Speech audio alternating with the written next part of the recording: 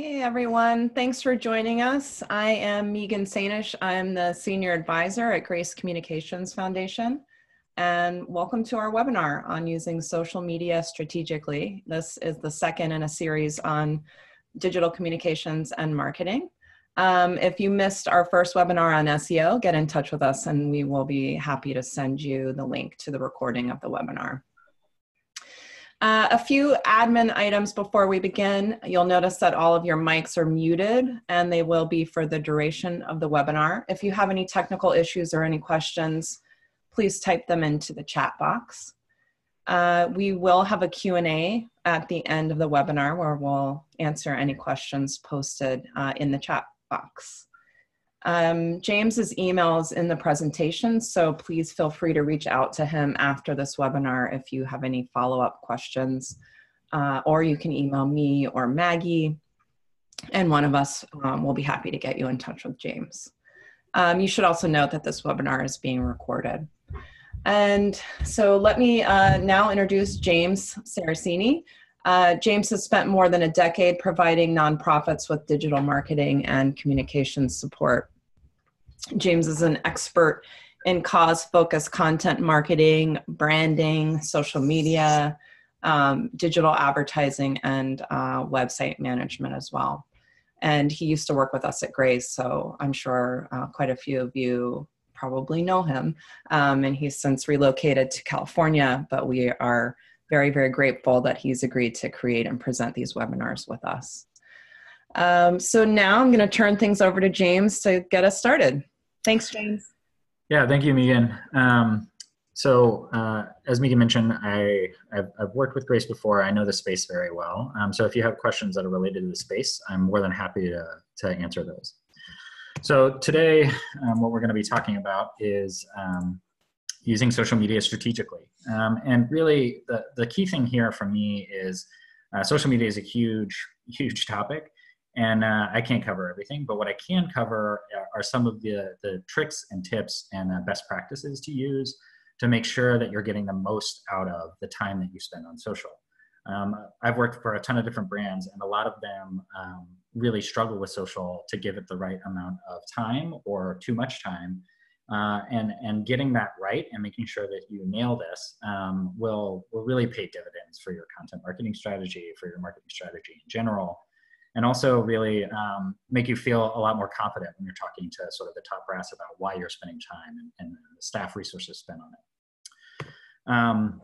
And to that point, social media is an investment. And to me, it's really important to think and frame social media in this way, because it really aligns a lot of the things that you need to think about when you're thinking about how do I set strategy.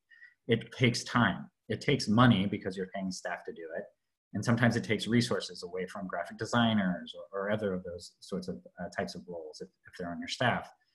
So to think about social media as an investment will align the way that you think about a lot of this stuff so that you're thinking, okay, what is my reach after a certain amount of time? What metrics should I apply to this? Because it is all tied up to dollar amount. But there is a ton of reasons to think about investing time in social media. We're all in cause-focused marketing. A big one here is changing hearts and minds, right? This is kind of really the bread and butter of what social is. Without engaging with the public, it's hard to really do that work of convincing people to do something better for the environment, animals, people. So it's really important to think about changing hearts and minds here. And social is a great way to engage with the audience and do this work. It's often anecdotal. There's not a lot of metrics there, but when you talk about reach, when you talk about engagements, you can get to these things. And then there's other things like building a coalition, especially around local issues. Like let's say you're trying to get opposition into a factory farm or something like that.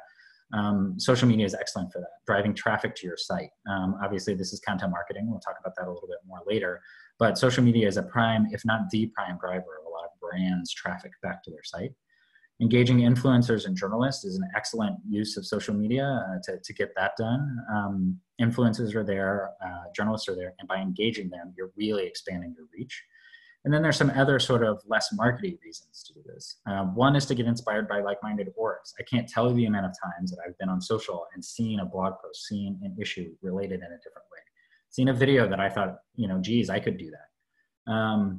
thinking about seeing what other brands and quote unquote co-competitors in the space are doing will be a way for you and your team to sort of figure out other things you could do, places that you're missing, things like that. And the other thing that I really want to highlight here is that using social media is kind of imperative for a movement like ours, because it allows us to counter some of the industry's use of social. Industry spends a ton of money on social media. It spends a ton of money on influencer marketing. So there's a lot of misinformation out there. There's a lot of information that we disagree with, and that's being supported by very large monetary buys. So we in the movement need to be in these places, need to be in these spaces, need to be in these conversations, so that we can sort of shed the light on sort of what's going on and counter this huge amount of money being spent there. Everything from folks just seeing ads in their feed or seeing things like that, all the way up to shills. So it's important that we do these kind of things. So again, this is an investment. I think it's really important to think about strategically what your goals are. And most nonprofits and cause-related organizations have at least one of these going on. So we'll run through this pretty quickly. But are you trying to raise awareness of an issue? Are you trying to educate the public? Or build support for proposed policies or push changes to legislation? These are great reasons to use social media. Are you trying to build support for an initiative that's inside your organization? Maybe get people to change the way that they act, get the businesses to change the way that they act. Another key piece here is fundraising and finding volunteers.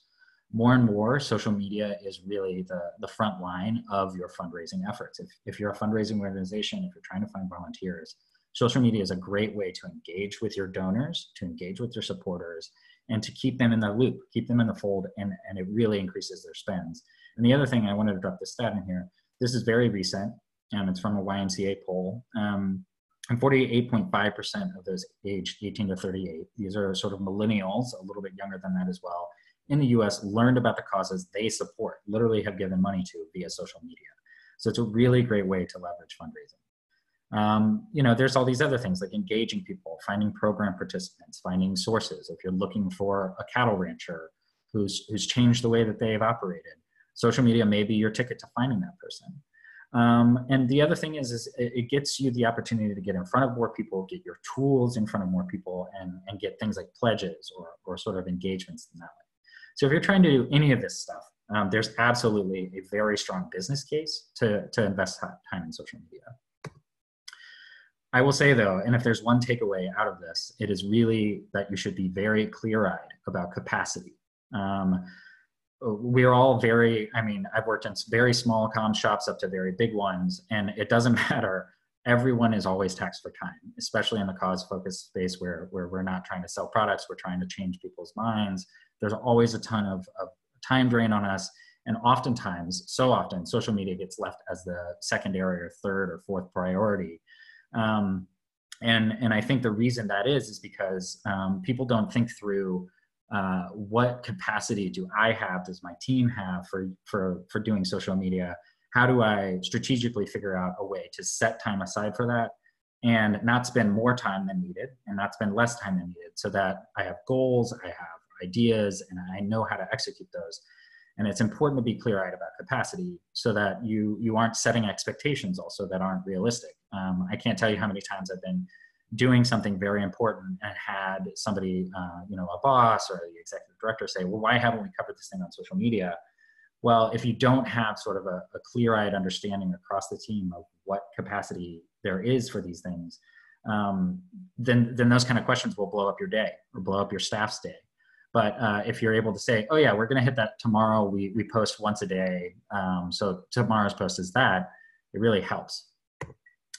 And so the best way I think of doing this is to really set a goal of posts per week, per platform, because it aligns all of your it aligns your efforts. Now, a lot of people, a lot of experts may disagree with this and say, you really shouldn't set these targets. It's more about spending time and engaging. But to me, especially for brands that are very strapped for time, may not have a dedicated staff person for this kind of thing, this type of goal setting, numeric goal setting, is really great. The other thing here is obviously this is flexible, right? Like on a week like Thanksgiving, where you may not be seeing as many engagements in general, you can pare some of this back. Maybe you really want to increase in the week before the end of the year to get those last end of the year donations in. You know, but having this sort of idea makes sense. Having the structure here makes sense. And so it really depends on your capacity, right? If you have one single staff person who can maybe spend 3 hours a week on social media, you really need to pare back the expectation. Maybe 1 Instagram post a week or 2 Facebook posts. So here's 2 examples on the same platforms, right? You could take some of these out and do Pinterest posts, for instance, or things like that. But this should give you a good idea. You know, here's a light schedule with somebody who has a little bit of time, and maybe a team has a couple hours a week, 4 or 5 hours a week to really knock this out, maybe a little bit more versus a heavy schedule. I've been on staff at places where I was responsible for putting out 19 pieces of social media a day, and did it every day of the week. You know, but that was my main job, right? So there's differences here. So to me, I think what's really important to really set these goals is to think about your staff time, plan it out, and block out approximately 30 to 45 to even up to an hour per post, depending on your team's expertise. If there's not a lot of expertise on your team, increase that amount of time. After a couple months, you can reduce that time allotment down because people will be faster. If you know a space, if you know the audience, if you know your audience, all of this time cuts down. Now, this seems like a lot of work, right? This is a ton of posts. The tricks and sort of ideas that I'm going to share with you in the next couple of slides will really help make this seem less crazy, like a lot of work, and make this seem a lot more bite-sized and easy to do. I'm serious, so keep tuned. And so what I want to talk through are the best practices across multiple channels. So the way this is going to work, I'm going to talk about sort of best practices that apply to all of the platforms. And then the second half, I'm going to be sort of talking about the platforms themselves. So before we jump into this, the thing that I really want to hit is what is a social media algorithm and why is it important? You do not need to understand sort of, well, algorithm seems like a mathematical word. It's really not. Basically what this is the way for these platforms to keep viewers on the platform. And by platform, I mean Facebook, Instagram, Twitter, the like. And so what do I mean by keeping viewers on the platform? So if you're a Facebook, if you're an Instagram, if you're a Twitter, the idea of using an algorithm is to basically create an experience for your audience that is enjoyable, is engaging, and does not create a reason for people to jump off, right? They want people to keep coming back again and again to their social media. Why? Because they sell advertising. All of these platforms are advertising platforms. They're just like a news media organization in that they want people on the site to sell more ads. And so each platform's algorithm does something different. Twitter has a feed that is very popular that has no algorithm. Facebook's algorithm is very, very, very hard to deal with. You're always fighting upstream on Facebook. Instagram's is more use-based. There's differences here. So to me, the best advice I could give you is to basically treat social media like a conversation and try and be a good conversationalist. You know, and what I mean by that is basically by being a good online community member.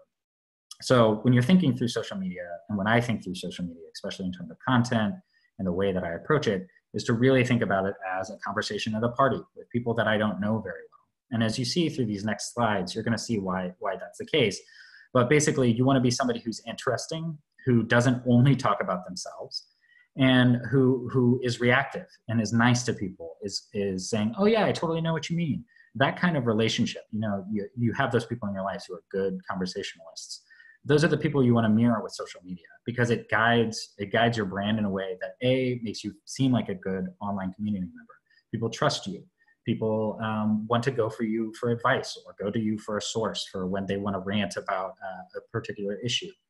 And it also leverages the algorithms because all of these sort of experiential things that you're doing, commenting on people's pages, sharing cool things you found, all of those align with every single one of these platforms' algorithms to increase sort of your rank in their algorithms so that your content is seen more often because you create a good experience for these people on the social media.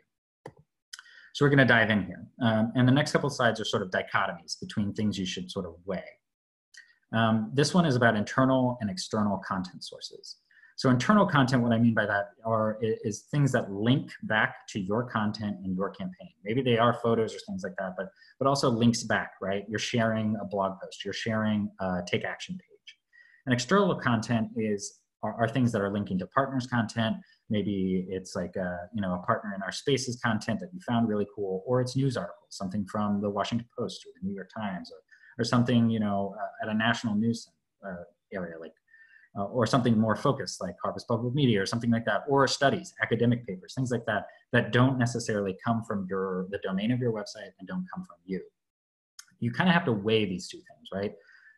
You want a proportion of both on most of your platforms, but there's differences between platforms. And to me, Twitter, Facebook, and LinkedIn, you want to have more even distribution between these two, like 50-50%. If there's 4 posts of one, you kind of want 4 posts of the other.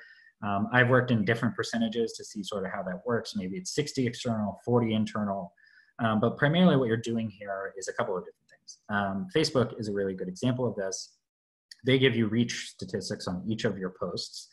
And it has been for a couple of years now, that basically if you share something that links back to your website, you get X amount of reach. If you share something that links to another website, you get way more reach. And the reason that is because Facebook doesn't want their consumers to basically keep seeing ads and keep seeing organic ads, basically, where people are saying, click here now to check this out, click here now to check this out, come off of the page and look at my stuff. They want the experience to be sort of more of a conversation where people are saying like, hey, I found this cool article online, and by people, I mean actually brands, where your brand is saying, hey, I found this cool thing online, check it out. Facebook will give you a little bit more love on that. The same thing is true with Twitter and LinkedIn. People expect that, where you're saying, here's a cool study, check it out. And it's not all about you. And the reason why I say this is it goes back to this conversationalist idea. I mean, I know we all love to talk about ourselves, but in a party, in that kind of community setting, the people who only talk about themselves, the only thing that they talk about is, oh, I did this really cool thing and I had that for dinner. You're going to be like, okay, whatever, move on. It's the same thing with social media. People want to see that you're a part of this sort of community of content creators and things like that. So it's fairly simple. Share internal and external content. Instagram and Pinterest are a little bit different. Instagram, really the expectation is for you to be sharing your own content. There is a thing called regramming. We'll talk about that in a little bit. But primarily, the expectation is here's some graphics, here's some images that I posted, they're from me. That's just the expectation of the platform. In fact, you can get in trouble by just taking somebody's image and putting it on your own and not giving credit where credit is due. Pinterest is fairly similar. Here's another sort of dichotomy, is the idea of engaging with your audience versus broadcasting. Engaging with your audience, regardless of platform, is extremely important, and it is extremely time consuming. Because it's not just like, hey, I know this thing that I want to talk about, or hey, I found this cool article, the language is there, the image is there, it's all done. It's more like, okay, this person commented on my post, what do I say? This person has this really cool thing, I want to retweet that. That then takes reading their language. It then takes reading the source material and figuring out if it aligns with your mission. It takes time. So to me, I would carve out of that sort of ideal, like, here's my goal for the amount of posts I have for a week. It's important to say, okay, well, out of these 3 tweets that I want to do a day, 1 of them needs to be a retweet. And once you get better at the platform, these actually speed up your time, especially retweets and things like that. You're like, I know that I can trust a Civil Eats or a Mother Jones when they say this. So I found this cool thing that aligns with my mission. I'm just going to retweet it. It speeds things up. But at the get-go, you want to make sure that you, again, give yourself capacity for this. So without doing this, without engaging with your audience, the risk is you seem broadcasty. And again, this kind of falls in line with only talking about yourself. You don't want to seem like that, but you also want to seem, this is a little bit different because it's not internal or external linking. You're really reacting to people. If somebody was in a conversation with you and they told you something really heartbreaking and you were just like, cool, yeah, so here's this cool stat I found. They're going to be like, what? I just shared something with you. So you want to be relational. You want to talk to people. And another sort of dichotomy that somewhat falls in line here is content marketing to get clicks versus posting marketing collateral. And what do I mean by content marketing? It's basically what you're doing if you're blogging and you're sharing stuff. The idea is to create content that either Google or a search engine or social media will allow people to come back to your site and do a call and allow you to ask them to do something, make a call to action. And so primarily, there's a difference between doing something like that, where you're really trying to link people back to your site versus sharing marketing collateral. And so this is like photos, videos, graphics, things that basically do the job of convincing people, changing those hearts and minds, but leaving them on the platform when you do it. So this is posting a photo to Facebook. This is posting an Instagram thing without saying, hey, the link's in our profile. This is tweeting a graphic. You want to measure these things, right? Like if your goal is to get people to come back to your site so that they can donate, obviously you want to do a little bit more content marketing, but you need to sprinkle in this marketing collateral so that people engaging with different types of content. And a place like Facebook, for instance, will really give you a lot more love if you're sharing a photo every couple posts that you put out, as opposed to just constantly links out of the platform. So comments and messages are another thing that this goes back to not seeming too broadcasty. Responding to messages and comments is very important. The social medias will rank you basically in their algorithms to say, this is a brand that is responsive and they will respond to you. Some brands, I think Facebook will even say, if you message this brand, they'll get back to you likely within 1 to 2 days. So that gives people a level of trust. They know somebody's behind the brand. And so comments are very, very much a part of this. And I'll tell you right now, if you're doing a good job on social media, you're going to get comments because you're creating engaging posts, right? So to me, there's really sort of 4 types of comments. They follow along these 4 verticals. One is supportive comments. These are things that you want to hear. These are people like, I tried that recipe, it was great. Or I see this all the time in my area, to even something like love it and a heart emoji, right? Like these are things that you want to see and you want to respond to those and say, thanks so much. Or, here's another cool resource we have that is just like this one that you may like. Questions are a very great place to really do that hearts and minds changing, right? If this is somebody saying like, hey, I really want to get in touch with my elected official. Do you know how? Everything from that to like, hey, what do I use celery salt for? By engaging with them, you show again to the algorithm that you're responsive, but you also are selling somebody in a really strong way the value of engaging with your brand. If they feel that you're responsive, they're way more likely to come back and talk to you again and support you and donate to you. And so those are the kind of positive side of the coin. The other side are sort of negative, I would say. One is disagreements. And these are the toughest, I think, to deal with, because often it'll be, you'll share a piece of content and somebody will be like, you know what, I don't think that's right. Or it'll be somebody with a very specific set of views about an issue saying, here's with all the resources that I found that say something totally different. I don't think you're right. So engaging with them it's really tough because you have to determine, is this person being a troll and being destructive to the conversation, or just trying to waste my time? Or are they somebody who has something very valuable to say? They're not a shill, and by engaging with them, I'm going to be advancing sort of my position. And doing this, you can really see dividends, I think, by engaging with folks around questions that they have or disagreements, because you're basically not leaving critiques unanswered, and you're also giving yourself the ability to really even out questions that other people may have or disagreements other people may have. But this is tough. My recommendation would be to basically come up with a very quick response that's sort of like, I totally see your point. Here's the reason why we think totally differently, and link out. If you have any questions, please, here's my email, or here's our info please drop us a line. I'd love to talk with you about this more. So you've responded. People who have seen this disagreement have seen that you responded, but if they keep going down the rabbit hole and asking more things, or maybe turning into something else, you've already responded. You're basically, your work's done. Now, if it's a really great engaging conversation, you have the time to do it, go for it. And then the last sort of comment area here are problematic comments. I've run into these plenty of times. These are racist, bigoted, personal attacks, things that are really problematic or inappropriate. And so to me, I think you should have a comment policy. Just take an hour to figure out this. And if there's nothing else, you can do canned responses and things like that if you want. You want to be a little careful with that. But to me, you want to plan for how to handle each type of comment. You want to see who on your staff is going to get the notifications, or have a periodic check-in to address these.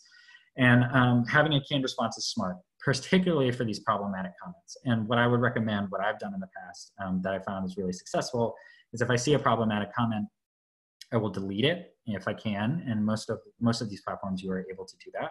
And then I will post into that comment stream something along the lines of, my brand or X brand is dedicated to having a thorough, invigorating conversation on our page, but we will not tolerate racist or bigoted comments. Those will be removed. Boilerplate, write a canned response. And then whenever this happens, you don't have to think like, oh, I really need to convince this person, or, this is really problematic because of that.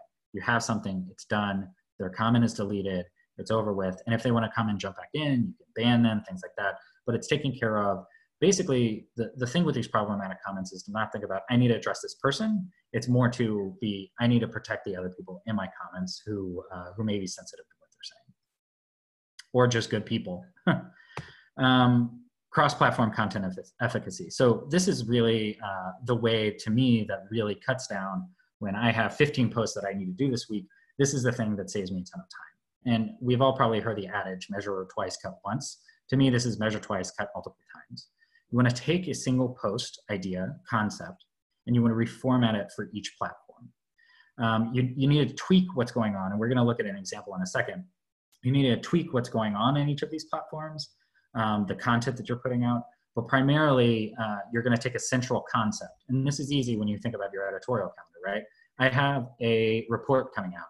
Well, I'm going to take the cover image of that report. I'm going to put it in these 4 different kind of image sizes. I'm going to write a couple different pieces of text for that I'm pulling straight out of the report, just retyping in a couple different ways to match these different platforms. And boom, now I have five social media posts out of one concept, one graphic approach, one sort of set of text. And it will very, very quickly cut down the amount of work that you have to do to have a very robust social media presence.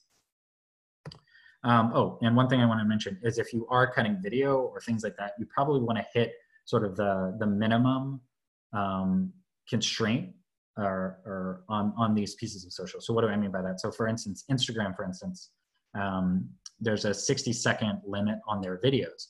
Well, if you're cutting a marketing video that you know is going to go on social media, just cut it at 60 seconds so that it works natively on all of your platforms. So here's the example that I want to go through. Amnesty International is very often on lists of brands that or cause-focused brands that are really doing a great job on social media. And there's a bunch of reasons for that. Obviously, they have a decent amount of staff to be able to do this stuff. So if you have very little staff time, look at Amnesty as sort of like the dream situation, right? So I want to dive into this. So this is a campaign that they put out very recently. They do this all the time, different campaigns like this. This one is about shutting down this place called Homestead. It's really focused on migrant children and protecting them. So the call to action here, the CTAs for folks at the bottom of this page, this is a web page to sign a petition. And the thing that's really cool about it is that they have this shared graphic approach that they use. They also use powerful imagery on the page and in the social around this. But what I want to look at is these couple social media campaign posts that really give you an idea of how this works. So on the left, we have Instagram, right? And you'll notice a couple things across these. So Instagram, Facebook, Twitter. Right here, you have the same graphic, literally the same graphic, maybe a little bit size difference between Facebook and Instagram. They created this. And basically what they did is they shared it. Now you'll notice here on Instagram, they have a couple different slides. They're probably pieces of content, pieces of writing that are related to the story. And so you'll see that this text here is long. This is pretty much directly a rewrite or pulled straight from pieces of their commentary around this. And this is a thing that I've seen more and more with Instagram, where you're basically doing a microblog and a comment. But really, you'll see the reason why I point this out is you have this graphic. The same graphic is on Facebook. The text is quite different. There's no link on Instagram because Instagram only allows a platform or a brand to have one link right in their bio. That's why you see the words, click the link in our bio all the time, because the only other place for Instagram to have a link is in a story when you have a certain amount of followers that will allow you to link out of a story. But that's neither here nor there. When it comes to sort of comparing these things, the difference is that Facebook does have this link, right? There's a call to action link right there. It's very, very short text. Here's this big evocative image, and the sign, this petition, is right there, right? It's the same content cut twice. And then Twitter, this is a different graphic style, but it's perfect for Twitter. It's this horizontal size. It's a very similar approach though, right? This text is probably straight out of their sort of, workshopping of this story, this campaign. And so it's interesting, but you'll notice that there's a link right here to go straight there. It's a vanity link, and it goes straight to the same place that this one does, basically. And it's calling for the US government to stop detaining children. The text is a little bit different, but all of these things are coming straight out of that content.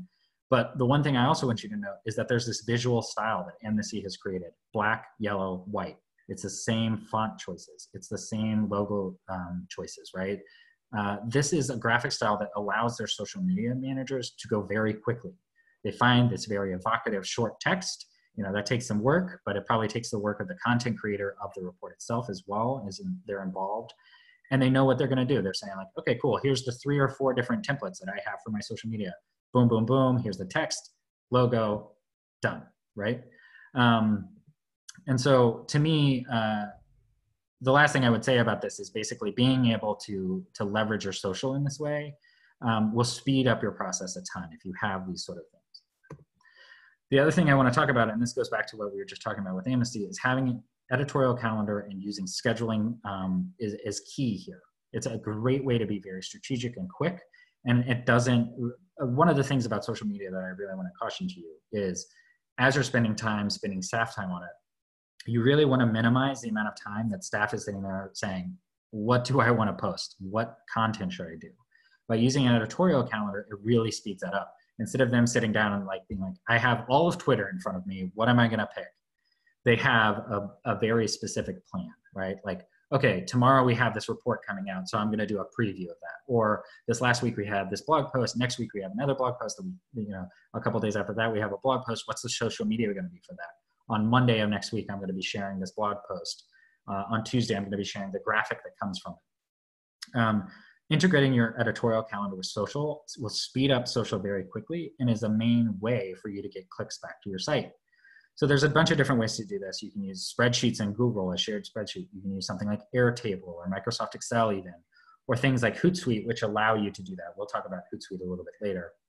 But it's basically these tools where you can collaborate around social media and schedule things in advance. And the other 2 things I would tell you to do here is to think in your editorial calendar, specifically around social, about planning for partner and funder engagement. I can't tell you how many times I've engaged with a funder on social media and our development director has said, hey, I heard back from this person. They said that they loved the tweet that you gave them.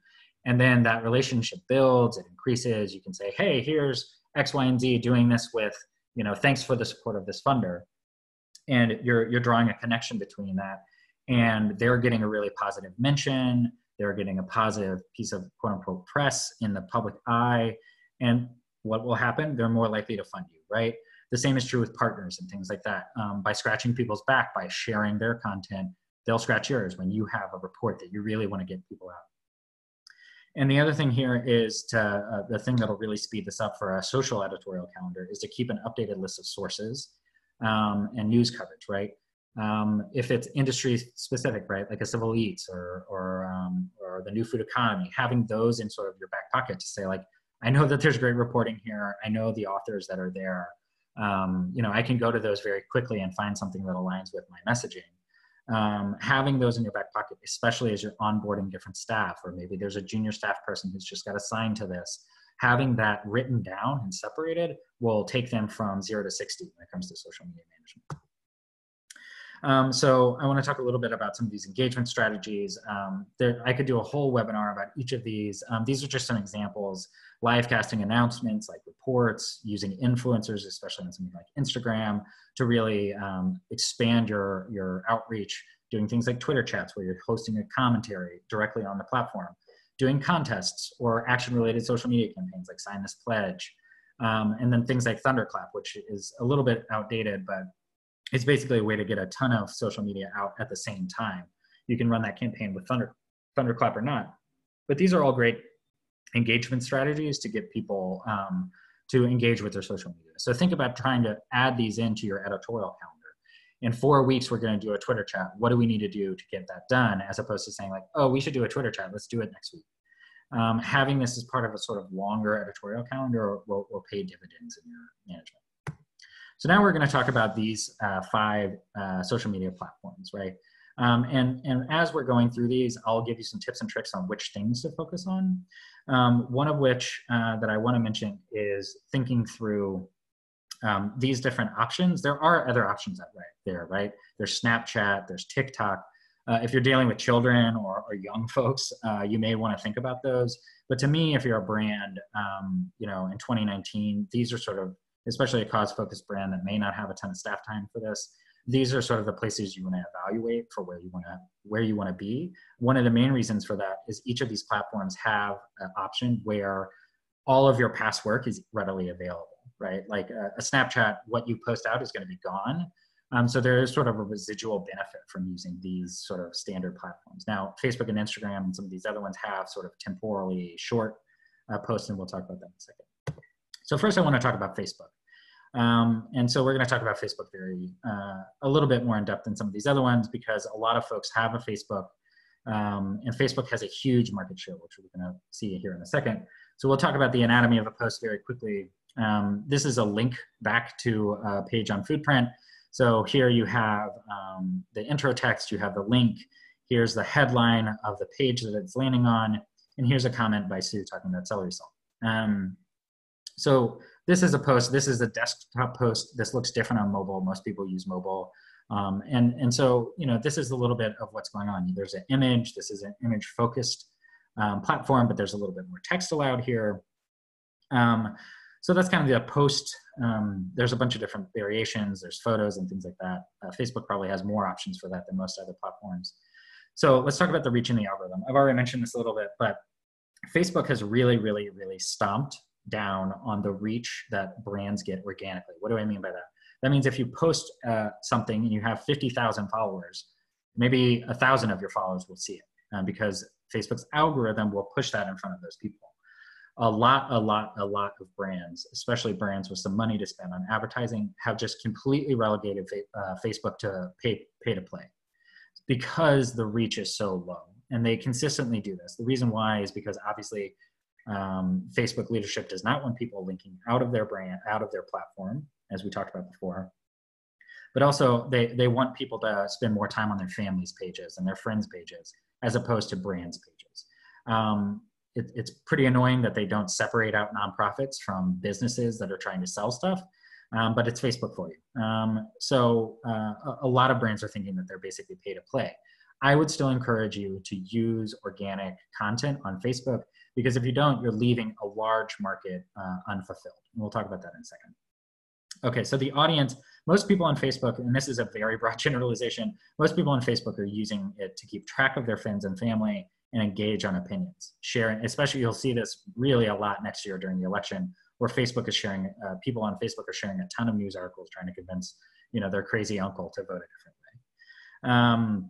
So we're going to talk about demographics and audiences. The big thing here to mention and note is that Facebook has a giant market share and it reaches older audiences. So here's just a couple stats from Pew. This is a 2019 study, so these are fairly up to date. 69, and all of these stats I will mention are the percentage of these demographics that have a Facebook page, that have reported they have a Facebook page. Now, there's more stats about whether they use them every day, but to me, this is pretty eye-opening that, okay, I'm X and I have a Facebook page, especially when you're comparing these platforms. So US adults, 69% of them have a Facebook page. That is a huge amount of people, and these are US-based. And so the interesting thing here is there's quite a few more women on Facebook than men, but you will not see these 50 to 65 plus stats on any other platform. A huge amount of people in this age bracket have a Facebook and are engaging on Facebook. And the takeaway there is you can think of it from a marketing standpoint, right? If I need to get household decision makers, if I need to get people who are more likely to vote in a certain place or a certain way, I can leverage Facebook to reach those people in a way that I can't on these other platforms. And so your goals on Facebook are to share fodder for people sharing their opinions. Again, I said, you know, people engaging with friends and family, that's not you. But if they're trying to engage in public discourse and share their opinions, especially around things that they're interested in, they're going to use your Facebook posts to get informed and to share and to use those to share their opinion. So your content strategy is to do with links back to your site, photos and videos, basically everything. Facebook Live is an interesting opportunity to do some video. You get right in front of people's faces when you do that. Again, there's a ton of things to talk about Facebook, but this is a really big overview. Facebook groups are also an interesting way to set these up for your public, and they can engage there and you can engage with them. There's a ton to talk about here. Instagram. So Instagram is owned by Facebook, just a note. So, and Facebook, I think gives Instagram a little bit of short shrift when it comes to managing Instagram and the way that it makes it easy or what to sort of publish here.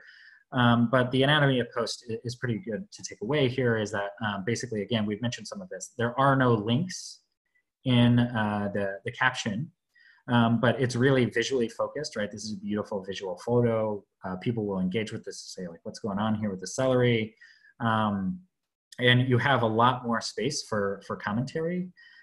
You want to be using hashtags here very sort of moderately in the actual text itself, but you can use a ton of hashtags below this so it's not distracting to really get in front of people who may not otherwise see you. And that's a great way to reach more people. The algorithm is fairly use-based. If people are engaging with you and seeing you, they're going to see you more often in the algorithm. But there is a lot of people who scroll through hashtags and may find your content by the smattering of hashtags you put at the bottom of your content.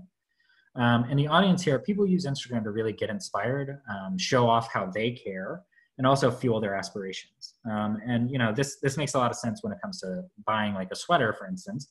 But when it comes to nonprofit sort of work, you know, they're going to engage with things that are moving, that are touching, and engage with things where it shows volunteers taking a lot of action. So the demographics in the audience here, this is an increasingly popular platform. More and more people who are in sort of that typical Facebook age range and bracket are using Instagram. And I think especially as people lose faith in Facebook, people are moving to Instagram, which is ironic because Facebook owns Instagram, but I think the stats bear that out. And also there's a ton more influencers on Instagram. And what is an influencer? It's basically a person with a huge amount of reach. And so leveraging those relationships, engaging with those people is a great way to get your brand out there. The demographics here, these are fairly interesting. You'll see that there's less market share here, but again, a ton more women on this social media platform than men. And it really does hit a lot of younger people here. You'll notice that the age range for Facebook is low. This is increasing. But over here, you have a lot more young people. And this is interesting that 30 to 49, there's more people here as well. So your goals on Instagram are to inspire your audience and share your story. So this could even be things like your staff is meeting today and doing X, Y, and Z.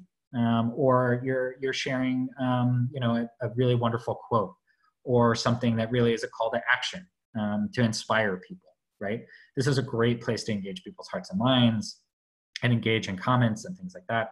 And so your content strategy, really, you need to have beautiful visuals. Use something like unsplash.com to find really good, free, open source images to really use.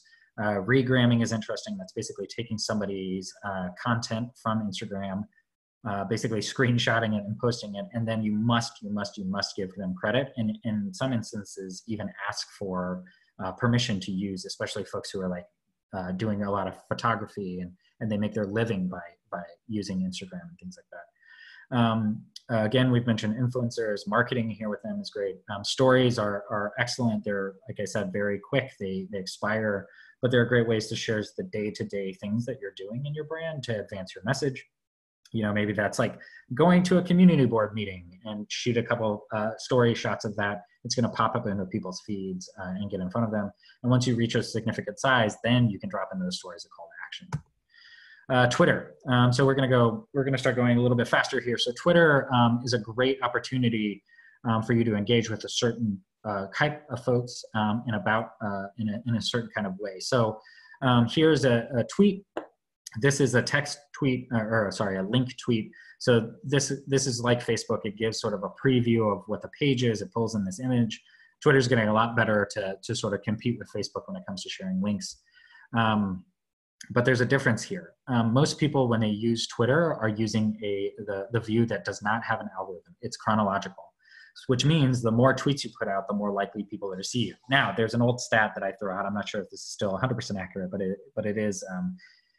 It does give you an idea of sort of tweets that 95% of tweets are unseen, which means and unseen by the people that you want to see them. And that means that it's sort of a numbers game here. But because of that, people share a lot of tweets out there so that it really gives people fodder. And that's what this audience is doing, right? People use Twitter to keep abreast of news and to engage in discourse. And so the thing that you want your Twitter to do is basically to engage with the people who care about the current events, care about issues. People on Twitter are a lot more politically motivated when they're using the platform, and politically with a lowercase p, right? This is talking about things like factory farming, being, you know, outraged at what an elected official has done, or sharing humorous things that are current events related. But the really cool thing here that I really think is unique to Twitter is that a ton of politicians and journalists and other orgs are on Twitter, and you have a very, very, very direct line to these folks in a way. So if you want to influence a politician, particularly one that doesn't have a million followers, you can get a bunch of your constituents together to do a Twitter campaign where everybody tweets at this person and comments on their pages and comments on their posts to give them an idea of, hey, your constituents care. There's really no way for them to delete those tweets because they're your tweets. So if it's a critical tweet, now they can remove it sort of from the timeline of their posts or hide it, but your tweet is still out there, the mention is still out there, your audience will still see that. And so it's a really great way to engage with politicians or elected officials or government offices and with journalists. There are a ton of journalists on Twitter. So adding them and DMing them works really well. And what I mean by DM is direct message them. I literally direct messaged a journalist a couple of weeks ago about using a photo. And at this point now, I'm sharing with him some of our stories, and he's interested in picking a couple of them up and writing about them. So it's a great way to leverage journalist relationships. Twitter demographics, you'll see these numbers are a lot lower, right? Facebook and Instagram have a lot more adoption among the US population. But there are 22% of adults have a Twitter page. Now, 18 to 24-year-olds are using Twitter a lot. 44% of people are using them. The other interesting thing about Twitter is there's a little bit more parity here between gender. So your goals here are to influence public discourse, engage with journalists and politicians, and give public fodder for advocacy. Your content is to stay short, even though they've increased their length past 140 characters. You still want to stay short. You want to use very few hashtags, maybe one or two at the end of your text, not in the middle of it. That seems a little counterintuitive, but productive, but that is true. You want to use as few hashtags as you can, but maybe one or two. And you definitely want to reply to people. So we're going to go through LinkedIn and Pinterest really quickly. LinkedIn, very much similar to Facebook. The idea of using LinkedIn here is to really get at employees or to use your employees to get in front of other professionals in the space. And I've seen different folks, the Global Alliance for the Future of Food does a good job of this, to really leverage LinkedIn to get in front of academics, people in the industry, decision makers or politicians who are like-minded, because they're giving out their resources in a way that hopefully other people will use them.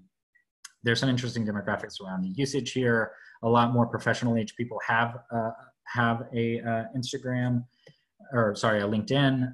Your goals are really to promote this content that professionals may find valuable. And it really needs to stay business and work focused. LinkedIn as a content distribution platform is, I think, really growing. It's an interesting place. And I think from an audience standpoint, if you want to align your audience goals with, you know, professionals or academics or something like that, LinkedIn is a good place for you. Pinterest is really interesting. People use Pinterest to really get inspired and fuel their aspirations, regardless of whether or not that's wedding planning or figuring out lessons for their school to use or something for their kids' room. It's really a lot more consumer focused. And if part of your mission is to really talk to consumers, Pinterest is an interesting place to do that, or specific professionals that use Pinterest a lot, like teachers. You know, Pinterest is an interesting place. You need to be a good community member there. You can share a lot of other partners' content and things like that. But when it comes to like politics and really sort of, or you know, non-specifically like product related things or things like that, Pinterest doesn't really do a lot of that. They do have some inspirational quotes and things that do align. And the big difference here is there's a huge amount of women compared to men on Pinterest, which is very interesting, especially if you're trying to reach women with your messaging goals. Pinterest is an interesting spot. Okay, so we talked about this a little bit, but you want to be very consumer focused on Pinterest, and you want to use vertical graphics. So that's going very quickly there. I wanted to leave you all with some tools and resources. I definitely want to make sure I have time for questions, but these are tools and resources to use. As I mentioned earlier, social media managers and schedules are very, very important to your work. I would encourage you guys to use something like Hootsuite. I've used Hootsuite for a very long time. They're only getting better. And you can use basically a free account to manage 3 social media platforms. And it allows you to do a really cool scheduling setup where you can even work with different people and share the same login, to draft posts and have somebody else go and review and publish them. You can schedule things in advance. You can schedule Instagram posts. Now, with all of these, Sprout Social is a for pay one, for instance. With all of these, there are limitations because basically these programs are using Twitter sort of remotely, or Facebook or Instagram remotely. So there are hiccups, but this is invaluable for scheduling stuff all in one place. Canva or other similar tools is, if you haven't heard of it, it's basically a free sort of online image graphics creation platform. So basically you can go onto Canva and you can make some of these really cool shareable graphics by uploading an image and dropping in some text on it, dropping in some stickers and things like that. It's completely free. There's similar tools like that as well, but Canva is great. Instagram uses link in profile, which helps folks get around the problem of not having links in their captions. M&R is a marketing agency for cause-related businesses and nonprofits. They have a very great social media benchmark study where they basically give the update on cause-related marketing. And social media is a big part of that benchmark study. So if you want to learn a lot more about sort of what the trends are, definitely check out M&R. And Sprout Social, this is that guide to social graphics that I mentioned earlier. Sprout Social has a lot of great writing about social media as well. Okay, so that was a whirlwind. There was a lot.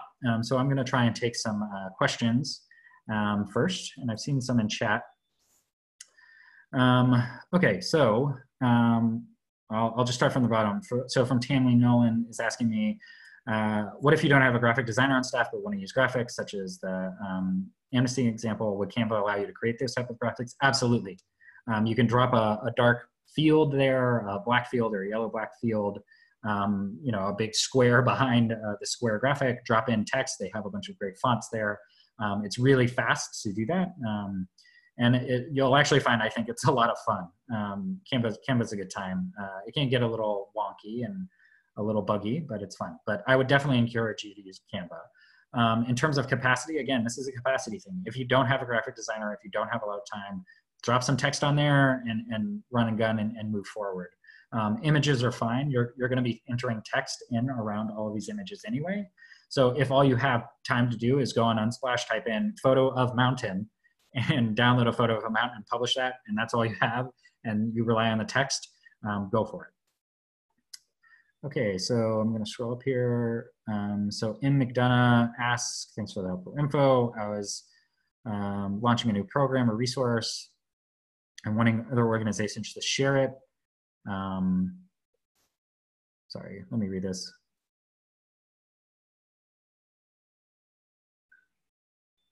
Okay, yeah. So basically the question is about, I want to get other folks to share some social media.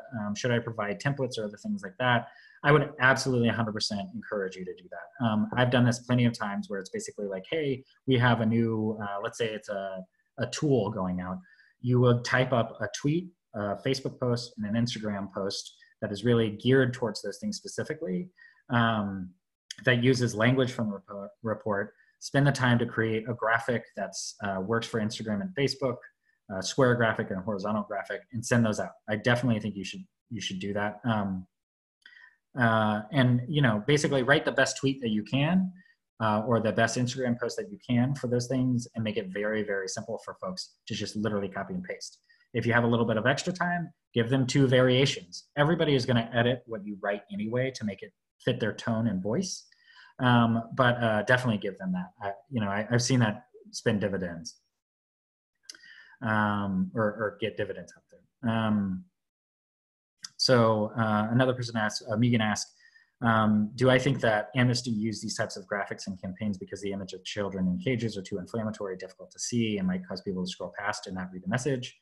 Yeah, so especially in our space when it comes to, photos of animals being treated very poorly or videos, it really, really, really depends on the decisions that you as a comms person need to make, or your organization needs to make, about what is the tone and what are the content decisions that you need to make in the organization.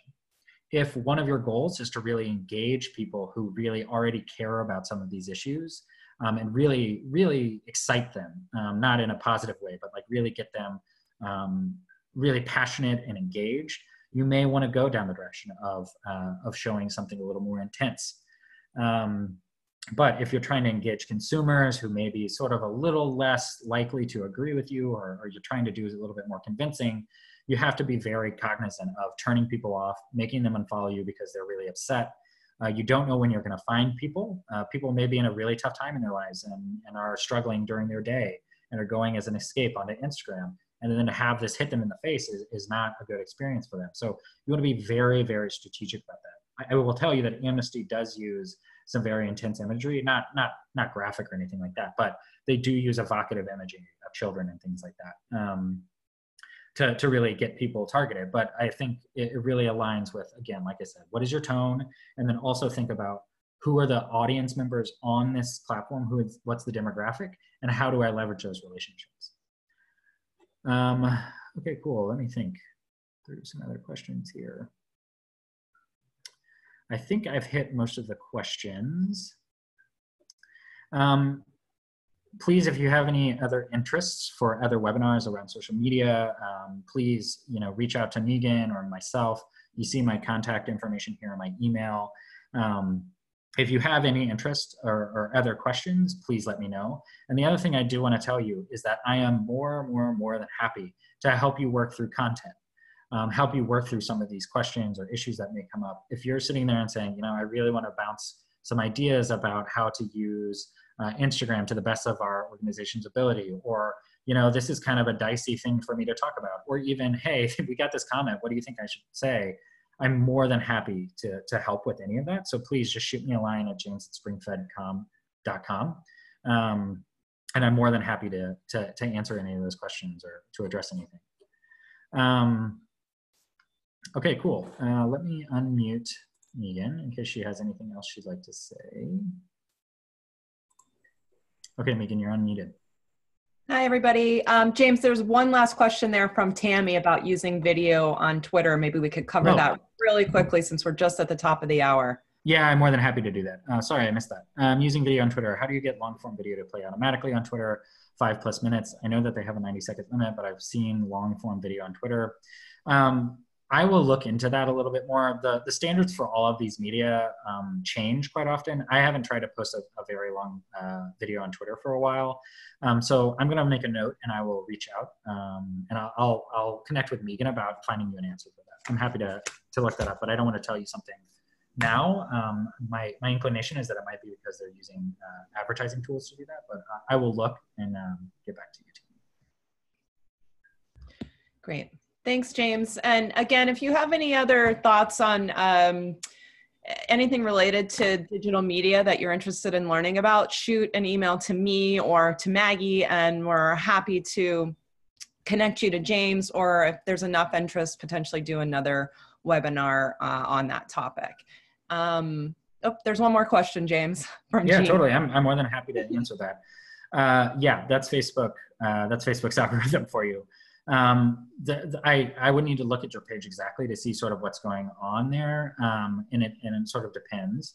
One of the things I would definitely encourage you all to do is if you have content that are going out, and you have a strong network of folks outside of the organization, or even if they are inside the organization and don't mind, to have them share, comment, like your post, especially on something where the algorithm is stomping on you. I think it really helps. So for instance, if you have a Facebook video going out or a post that you really care about and really need help with, it's definitely worth asking a board member, a member of the public, somebody's partner to shoot a like or a share towards it, or even a comment, especially right when it goes out, because that tells Facebook like, oh, this is evocative and interesting. You're kind of hacking the system there. But I would need to look at that. So yeah, if Megan and I can connect, and I'm happy to look at your page. Great. Thank you so much, everybody, for joining us today. And we will send out a link to this webinar next week, along with a one-pager with some of the links to some of the resources that James mentioned today. Thanks again for joining us, and hope you guys have a great Friday. Thanks, everyone. Bye. Bye.